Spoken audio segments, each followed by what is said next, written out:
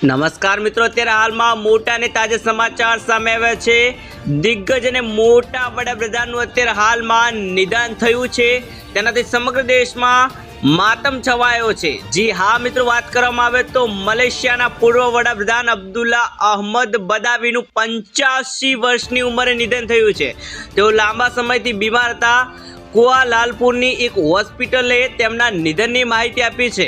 અબ્દુલ્લાને 25 April 2024ના રોજ national heart ઇન્સ્ટિટ્યૂટના critical care યુનિટમાં દાખલ કરાયા હતા।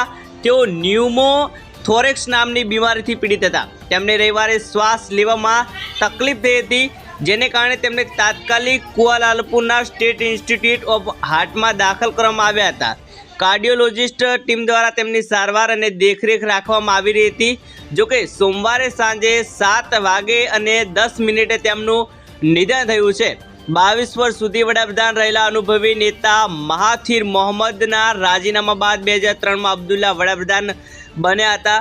જોકે અત્યારે હાલમાં તેમના નિધનના સમાચાર સામે આવ્યા છે। અત્યારે હાલની સૌથી મોટી અને તાજી ખબર સામે આવી છે।